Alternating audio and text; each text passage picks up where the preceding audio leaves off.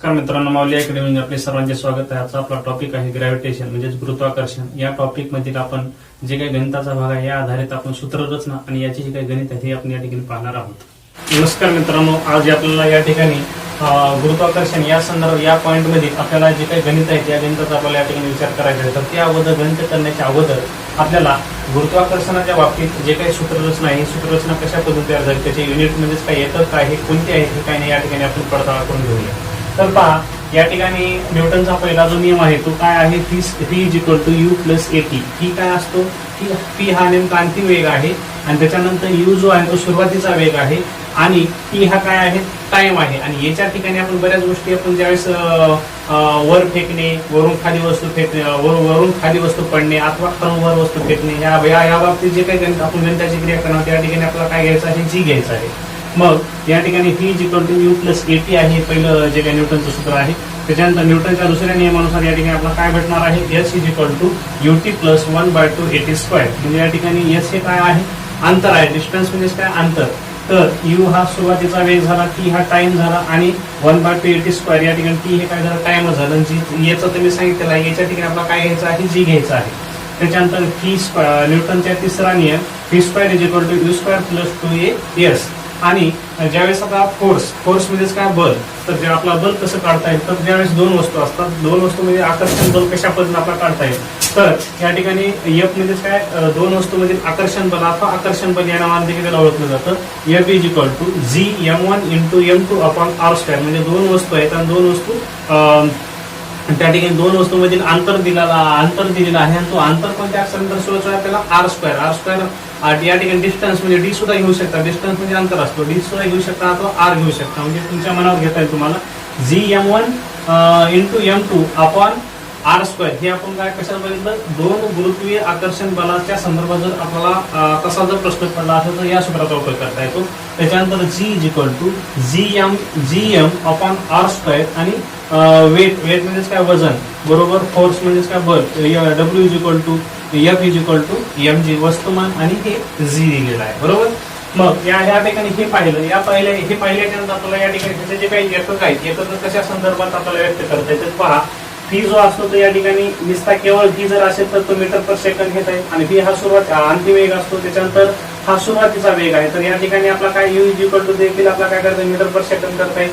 त्याच्यानंतर यस म्हणजेच काय, डिस्टन्स म्हणजे अंतर आणि अंतर जे पण एककात व्यक्त केला जातो, मीटर मध्ये व्यक्त केला जातो. टी हा काय झाला, टाइम म्हणजेच काय, वेळ कशामध्ये व्यक्त केला जातो, सेकंदामध्ये व्यक्त केला जातो. त्याच्यानंतर एफ म्हणजेच काय, फोर्स म्हणजेच काय, बल. हे कशामध्ये, या फोर्स किंवा बलाचं एकक काय आहे, न्यूटन आहे. त्याच्यानंतर वजनाचं एकक देखील काय आहे, न्यूटन आहे. हे आपण या ठिकाणी पाहिलं. त्याच्यानंतर जी जे आहे ते गुरुत्वीय स्थिरांक बल आहे. याचं जे काही एकक आहे ते न्यूटन मीटर स्क्वेअर पर केजी स्क्वेअर. आणि याची जर किंमत जर पाहिली आपण तर या ठिकाणी आपल्याला 6.67 गुणिले 10⁻11 आणि हे जे काही पुढचे एकक न्यूटन मीटर स्क्वेअर पर केजी स्क्वेअर हे आपल्याला बघायला भेटल. एम हे काय आहे, वस्तुमान आहे. कोणतीही वस्तू ही कशामध्ये व्यक्त केली जाते, वजनामध्ये म्हणजेच किलोग्रॅम मध्ये व्यक्त केली जाते. त्याच्यानंतर ए जे आहे ॲक्सिलरेशन म्हणजे या ठिकाणी A is equal to m per second square. त्याच्यानंतर g is equal to meter per second square. हे आपल्याला या ठिकाणी अशा पद्धतीने या ठिकाणी काय करतात, व्यक्त करता येतं. मग आपल्याला या ठिकाणी ही जी सूत्ररचना आहे ती वेगळ्या स्वरूपात घेता येते का, तर पहा या ठिकाणी मी काय करणार, एच्या ठिकाणी काय घेणार, जी घेणार. म्हणजे आता सूत्र कोणते भेटतात पाहून घ्या. तर पहा, V is equal to U plus या ठिकाणी काय करता, जीपी करा बरोबर. त्याच्यानंतर या ठिकाणी काय होईल, हे S is equal to UT plus 1/2 आणि या ठिकाणी काय होईल, जीपी स्क्वेअर. ओके. त्याच्यानंतर या ठिकाणी हा तिसरा जो नियम आहे तो काय होईल, P square is equal to U square plus 2as बरोबर. हा, आता हे जरी आपण पुन्हा तेच लिहिले, फक्त याच्या ठिकाणी बदल करून आपण काय लिहिलं आहे, जी लिहिलेलं आहे. म्हणजे जी पण यावेळेस घ्यायचं तर खालून वर वस्तू फेकणे अथवा वरून वस्तू खाली पडणे अशा संदर्भात आपल्याला काय घेता येते, जी घेता येतं. आणि त्याच्यानंतर ह्याच्यात एक बारकाईची गोष्ट अशी आहे, ज्यावेळेस आपण वस्तू काय करत आहोत, पृथ्वीपासून वर अवकाशात फेकत आहोत, अशा वेळेस नेमकं आपल्याला जीचं जे मूल्य आहे ते आपल्याला काय करावं लागेल, -10 ही किंमत घ्यावं लागेल. आणि जर वस्तू वरून जर खाली पडत असेल तर अशा वेळेस नेमकं जीची किंमत जी आहे ती काय घ्यावं लागेल, 10 घ्यावं लागेल, 10 मीटर पर सेकंड स्क्वेअर. आणि त्यानंतर आता आपल्याला हे समजून घ्यावं लागेल, जर वस्तू खालून जर वर फेकत असाल तर त्यावेळेस अंतिम वेग म्हणजेच पी काय घ्यायचं आपल्याला 0 घ्यावं लागेल आणि त्याच्यानंतर याच्या उलट जर वस्तू आपला वरून खाली फेकायची आहे, पृथ्वीच्या केंद्राकडे येत आहे वस्तू, अशा वेळेस आपल्याला सुरुवातीचा वेग जो असतो काय घ्यावा लागेल, 0 घ्यावा लागेल. मग या ठिकाणी आपल्याला जर यू हा जर 0 घेतला तर या ठिकाणी आपल्याला काय भेटणार आहे, या ठिकाणी प्रत्येक ठिकाणी काय होणार आहे, 0 होणार आहे. तर अशा ठिकाणी आपल्याला काय करता येईल, फी इज इक्वल टू ह्या ठिकाणी 0 जर झालं तर काय होणार आहे, 0 म्हणजे 0 होणार आहे. त्याच्यासाठी इथं काय भेटेल आपल्याला, जीटी भेटेल. त्याच्यानंतर दुसरं जे समीकरण आहे ते काय भेटणार आहे, यू म्हणजे यू ची किंमत काय भेटली, 0 आहे. 0 भेटल्यामुळे टीचा सोबत जरी गुणाकार केला टाइम सोबत तर तो 0 येणार. त्याच्यासाठी या ठिकाणी 1/2 आणि इथं काय करता, जीटी स्क्वेअर. त्याच्यानंतर तिसरं जे आहे ते या ठिकाणी काय भेटेल, T square is equal to U square काय होणार, 0 होणार. त्याच्यासाठी इथं काय करता, 2GS बरोबर. हा, तर अशा पद्धतीने आपल्याला एक सूत्ररचना आहे, ती सूत्ररचना आपल्याला पाठ असणं आवश्यक आहे. त्याच्यानंतर आपण हे जे काही G is equal to GM upon R square हे जे सूत्र आहे ते कशा पद्धतीने निर्माण झाले आपण थोडक्यात पाहूया. तर पहा या ठिकाणी करूया. तर पहा समीकरण जे आता जी हे काय एक प्रकारचं गुरुत्वीय त्वरण आहे, हे काय आहे, गुरुत्वीय त्वरण आहे. या संदर्भात आपलं सूत्र कसं तयार होईल पाहून घ्या. तर फोर्स म्हणजे काय असतं, बल असतं बरोबर. F इज इक्वल टू या ठिकाणी काय करता, ME बरोबर, ME. मग आपण ह्याला ऑब्लिक मध्ये असं लिहू शकतो, F इज इक्वल टू काय करता, mg लिहा आणि ह्याला समीकरण काय द्या, A बरोबर. त्याच्यानंतर फोर्सच्या संदर्भात दुसरं कोणतं सूत्र आहे, F इज इक्वल टू या ठिकाणी G M1 आणि M भागिले काय करता या ठिकाणी R स्क्वेअर करता. समजा तर मग आता ह्याला समीकरण नंबर किती देता, 2 द्या. आता या ठिकाणी विचार करायचा समीकरण किती वरून, समीकरण 1 व समीकरण काय 1 व 2 वरून. तर कसं करता येईल पाहून घ्या.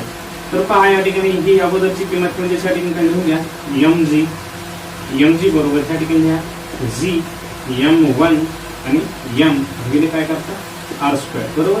या ठिकाणी काय काय करण्यासारखं आहे, हा M करता आणि हा M करता. तर या ठिकाणी आपल्याला भेटलं काय, हे G इज इक्वल टू काय G M आणि भागिले काय करता R स्क्वेअर. तर पाहून घ्या G is equal to GM upon R square. म्हणजे या ठिकाणी आपल्याला हे जे सूत्र आहे ते कशा पद्धतीने निर्माण होतं हे आपल्या सर्वांना समजलेलं असेल. त्याच्यानंतर आपण या ठिकाणी थोडक्यात माहिती पाहूया.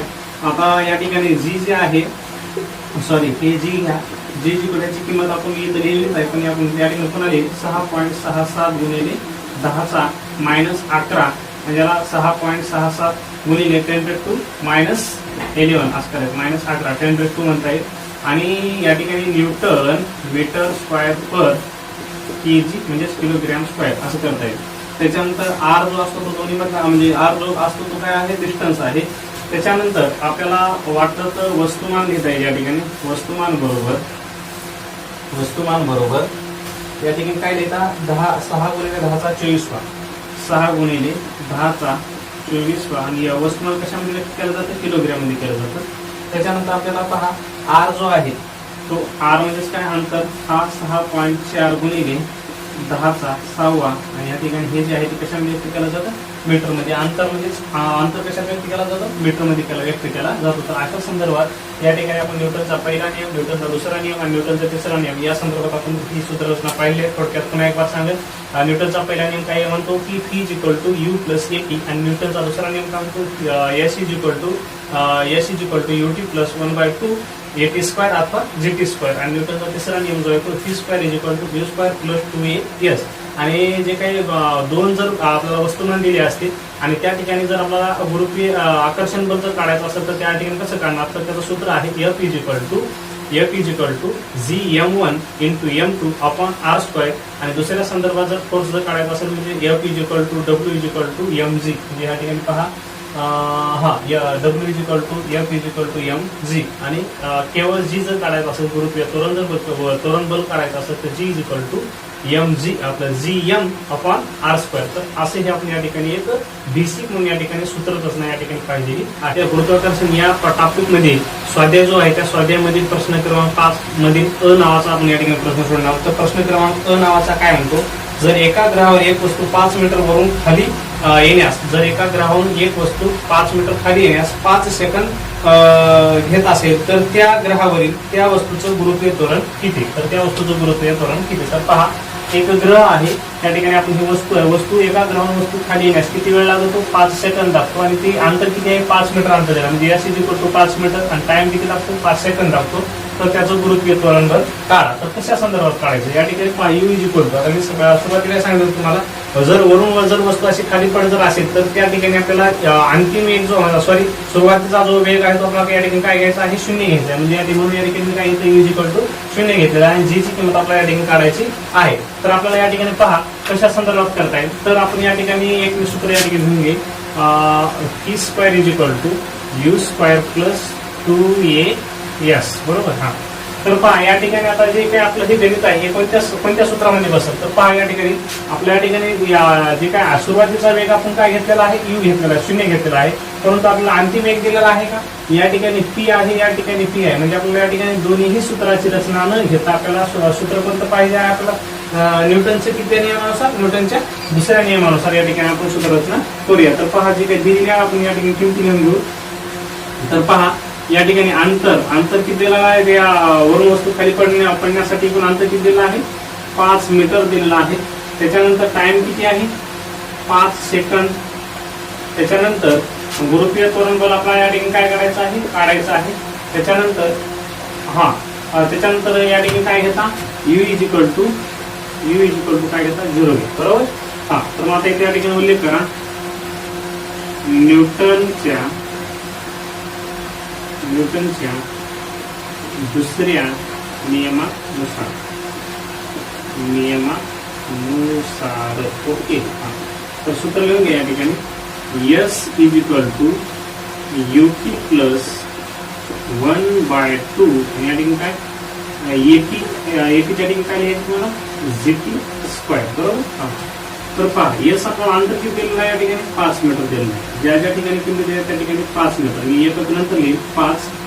ची किंमत आपण काय घेतली 0 घेतली आहे 0 गुणिले t बरोबर. म्हणजे टी आपला टाइम वाटत तर लिहून घ्या. तिची किंमत किती आहे 5 सेकंद दिलेला आहे टाइम प्लस या ठिकाणी 1/2 आणि या ठिकाणी g आणि टीचं काय या ठिकाणी जीची जी किंमत आहे आपल्याला असं पण करता येईल या ठिकाणी एक जी जो आहे तो नेमकं वरून वस्तू खाली पडत असल्यामुळे या ठिकाणी 10 मीटर पर सेकंड स्क्वेअर असे घेता येईल. तर या ठिकाणी जीची किंमत काय घेता आपल्याला जी किंमत काढायचं आहे त्याच्यासाठी जी काही घेता येणार नाही g is equal to g into आणि टीची किंमत काय आहे 5 या ठिकाणी 5चा वर्ग. 5 जसं तशी घ्या या ठिकाणी जो आहे गुणाकार याचा काय झाला 0 झाला प्लस या ठिकाणी 1/2 आणि गुणिले या ठिकाणी 5चा वर्ग 25 म्हणजे 25 काय झालं जी झाला बरोबर. मग आता या ठिकाणी काय करता S इज इक्वल टू हे काय झाले 1/2 आणि या ठिकाणी गुणिले काय 25 जी शेवटी म्हणून त्या ठिकाणी काय होईल 5 गुणिले 2 आणि भागिले काय होते 25 आणि बरोबर काय भेटला आपल्याला हा जी भेटला बरोबर. या ठिकाणी किती करूया तर पहा 5 जण किती झाले या ठिकाणी शेवटी जी इज इक्वल टू 5 जण 10 आणि या ठिकाणी खाली काय 25 आहे.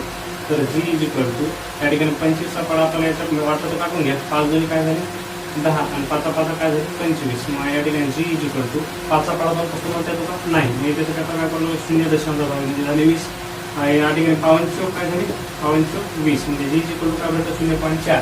आता सर्वांना माहित आहे की जीचं जे एकक आहे ते काय आहे जीचं एकक न्यूटन मीटर आपलं काय या ठिकाणी घेऊ टाका मीटर पर सेकंड स्क्वेअर म्हणजे या ठिकाणी जीची जी किंमत आहे काय आहे 0.4 मीटर पर सेकंड स्क्वेअर. मध्ये प्रश्न क्रमांक दुसरा या ठिकाणी आपला सोडवायचा आहे तर तो कशा पद्धतीने आपल्या या ठिकाणी सोडता येईल हे पाहूया. तर पहा प्रश्न क्रमांक जो दुसरा आहे तो काय म्हणतो ग्रह क ची त्रिज्या ख ग्रहाच्या त्रिज्येच्या अर्धे. मग आता आपल्या या ठिकाणी समजावं लागेल ग्रह क जो आहे तो या ठिकाणी आपला हा ग्रह कोणता आहे क आहे हा ग्रह कोणता आहे ख ग्रह आहे बरोबर.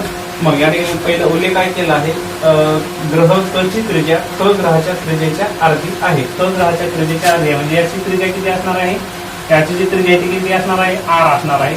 मग ख ग्रहाच्या त्रिज्येच्या क ग्रहाची त्रिज्या कशी आहे अर्धी आहे त्यासाठी आपण काय करणार r/2 म्हणजे r/2 अर्धे r/2 होईल. त्याच्यानंतर क चे वस्तुमान कसे एम असेल याचं वस्तुमान आपण एम अक्षराने दर्शवतो. तर या ठिकाणी एम वस्तुमान म्हणजे क या ग्रहाचं वस्तुमान काय दिलेलं आहे एम दिलेलं आहे. मग या ठिकाणी आपल्याला समजा की ख या ग्रहाचं वस्तुमान आपल्याला काय करावं लागेल एम समजून घ्यावं लागेल बरोबर. त्याच्यानंतर जर ख ग्रहावरील जीचं मूल्य आता जर ख ग्रहावरील जीचं मूल्य क ग्रहावरील मूल्याच्या कशा असेल अर्धे असेल पण त्याच्या ख ग्रहावरील जीचं मूल्य हे क ग्रहाच्या मूल्याच्या अर्धे असेल. म्हणजे या ठिकाणी काय करावं लागेल तुम्हाला, G is equal to sorry या ठिकाणी मूल्य जीचं मूल्य सर तुम्ही काय करून घेता, या ठिकाणी जी छेद 2 करा आणि या ठिकाणी ह्याचं मूल्य काय आहे, जीच आहे. बरोबर. हा अर्धे असेल तर ख ग्रहाचे वस्तुमान किती असेल, वस्तुमान एमबी आपण या ठिकाणी समजलेलं आहे. तर आपण आपल्याला हे कशा पण करता येईल पाहूया. तर पहा, हा तर पहा या ठिकाणी उल्लेख करा की आपला जे काही त्रिज्या आहे या ठिकाणी लिहा वस्तुमान वाटलं तर क ग्रह या ठिकाणी लिहा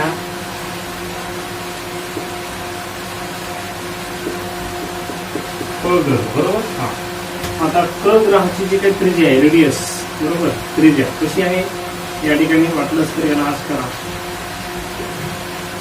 त्रिज्या काय करता, r/2 आणि याची त्रिज्या काय आहे, त्रिज्या कशी आहे, बरोबर, r. त्याच्यानंतर या ठिकाणी जीचं मूल्य घ्या लिहून. जीचं मूल्य कसं आहे, पहिले या ठिकाणी सरळ जीच दिलेलं आहे आणि या ठिकाणी जीचे मूल्य जीचे काय आहे 2 आहे. बरोबर. त्याच्यानंतर याचं वस्तुमान क ग्रहावरील याचं वस्तुमान काय यम ये आणि याचं वस्तुमान काय करता यम बी समजा. बरोबर. तर आता या ठिकाणी आपल्याला क्रिया करावी लागेल. हा तर आता पहा या ठिकाणी जे काही तर आता सूत्र जे आहे ते आपण काय करूया, सूत्ररचना आहे पहा, G is equal to ZM upon r². हे जे सूत्र आहे ते दोन्ही ठिकाणी आपल्याला हे सूत्र वापरायचं आहे. तर या ठिकाणी मी सूत्र लिहिणार G is equal to ZM upon काय करता r². बरोबर. तर पहा या ठिकाणी जी म्हणजेच काय, या ठिकाणी सरळ जीच दिलेलं आहे, जीचं मूल्य दिलेलं नाही. जी जशाला तसं या ठिकाणी लिहून घ्यायचे जी आणि एम वस्तुमान तुम्हाला काय दिलेलं आहे, त्याचं वस्तुमान एम ए दिलेलं आहे. म्हणून या ठिकाणी काय करायचं, M A upon r². r म्हणजेच काय या ठिकाणी r/2 आणि कंसाचा काय करता वर्ग होता. मग इथे लिहा G is equal to ZMA upon r झाला 2 काय झाला 4 झाला. बरोबर. शेवटी झी इज इक्वल टू 4 जे आहे काय वरी जाते 4 ZMA आणि आपण काय करता r. समजा सॉरी या ठिकाणी r² समीकरण काय लिहिलं. आता ह्या ठिकाणी पुन्हा हे सूत्र वापरायचं. आपल्याला काय वापरणार तुम्ही, G is equal to ZM आपण काय करता r². तर पहा G is equal to G जशाला तशी आणि या ठिकाणी काय करायचं ZMB भागिले काय ZMB आणि r काय दिला या ठिकाणी आपल्याला, पण ख ग्रहावरील त्रिज्याची काय सरळ rच आहे, त्यासाठी r² वापरा. तर परंतु या ठिकाणी जीचं जे मूल्य आहे ते काय दिलं आहे, g/2 दिलं आहे. त्याच्यासाठी आपल्याला इथं काय करता येईल, g/2. बरोबर. एकाच पेन लिहून घ्या g/2. बरोबर. आता या ठिकाणी काय करता येईल आपल्याला जीचं मूल्य या ठिकाणी सुद्धा जीचं मूल्य काढल्याने या ठिकाणी सुद्धा जीची किंमत सारखी काढणार. तर या ठिकाणी पहा जी इज इक्वल टू, बरोबर, ते 2 जे तिकडे लिहायचं जाते 2 2ZMB आणि आपण काय करता r² समीकरणावरती देतो 2. राईट. मग या ठिकाणी लिहायचं समीकरण 1 वर 2 वर. बरोबर. तर पहा समीकरण 1 व 2 वरून तर आपल्याला काय करायचं, एमबी काढायचं. मग आपल्याला उजवीकडे लिहा डावीकडे लिहा पुन्हा नेमकी एमबी काढण्यासाठी इकडे तिकडे करा. असं करण्याचे डायरेक्ट आपल्याला हे लिहिता येईल. त्या ठिकाणी लिहून द्या 2ZMB भागिले काय r² बरोबर आणि याची किंमत काय आहे 4ZMA अपॉन इथे काय करता r². बरोबर. तर आता सर्वात सोपी काढण्याची क्रिया पण सोपी आहे, पण या ठिकाणी आपला गोंधळात न पडता सरळ हा r² कटला हा r² कटला. या ठिकाणी काय आपल्याला एमबी काढायचा आहे, हा जी कटला हा जी कटला आणि बे1 बे2 म्हणजे या ठिकाणी काय भेटलं आपल्याला एमबी बरोबर या ठिकाणी काय बे1 बे2 या ठिकाणी 2 आणि काय भेटलं ए.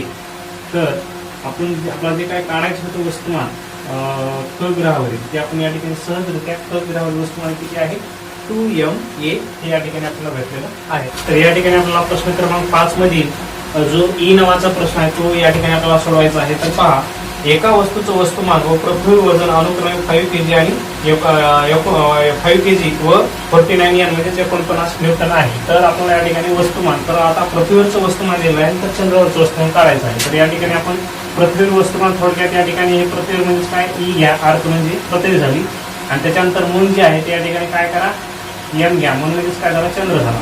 तर आपला जे काय वस्तुमान आहे पृथ्वी वस्तुमान काय दिलं आहे 5 kg आणि वजन जे आहे ते काय 49 यान दिलेलं आहे. त्याच्यानंतर या ठिकाणी चंद्रावर जिचं मूल्य पृथ्वीचे 61 म्हणजे जिचं मूल्य काय आहे या ठिकाणी चंद्रावर 106 आहे, पण कशाच्या पृथ्वीचे, बरोबर. हा 106 असेल तर त्या वस्तूचं वस्तुमान व वजन चंद्रावर किती असेल, म्हणजे चंद्रावर त्या वस्तूचं वस्तुमान आणि वजन किती असेल आपल्याला या ठिकाणी काढायचं आहे. तर या ठिकाणी पहा की आपल्याला या ठिकाणी लिहिता येईल की पृथ्वीवरील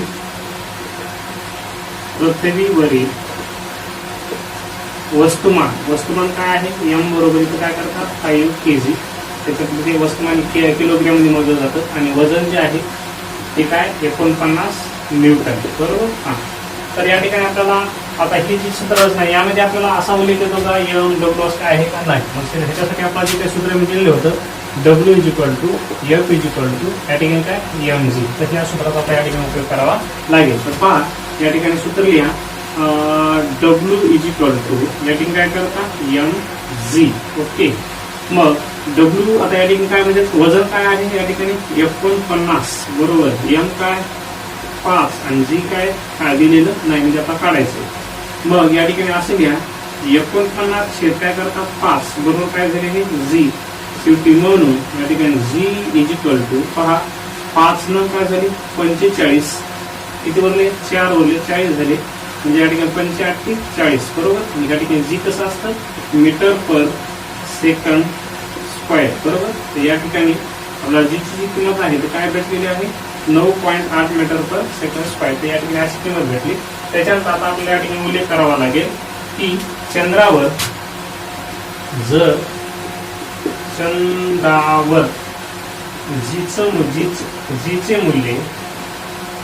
जीचे मूल्य कशाच्या पृथ्वीच्या किती असेल 106 असेल 106 आहे का.